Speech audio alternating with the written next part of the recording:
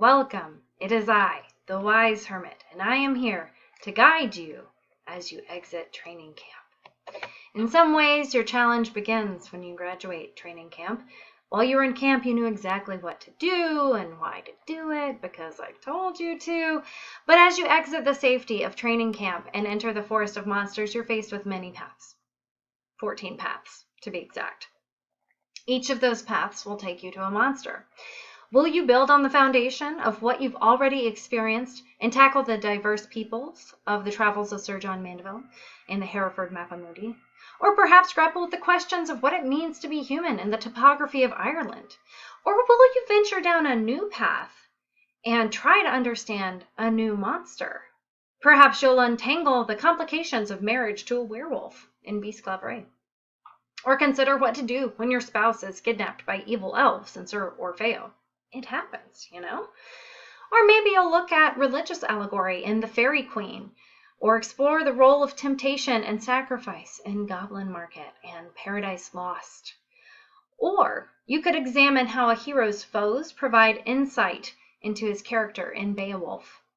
Or perhaps you're interested in how monstrous characters reveal ethical issues in Sir Gawain and the Green Knight, Frankenstein, Orinoco, The Strange Case of Dr. Jekyll and Mr. Hyde, and The Tempest.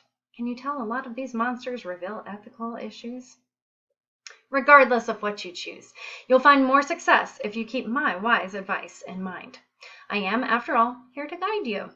My first piece of advice is to question everything. Just because the text says it doesn't mean you have to believe it.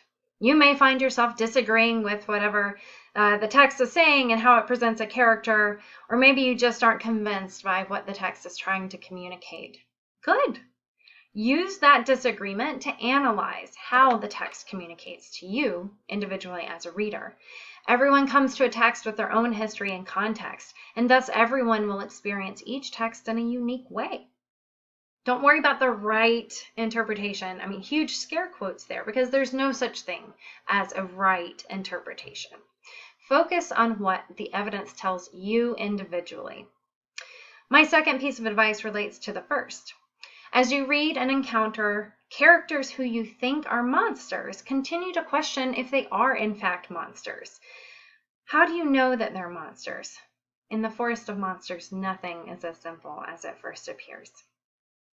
As you choose your first steps in this journey, consider sharing the stories of your journey with your fellow knights in the tavern, aka Yellow Dig, as with many things. Literary-based textual analysis fighting is better with company. Maybe your fellow knights can offer new insights or at least new perspectives. Good luck on your journey, brave knight.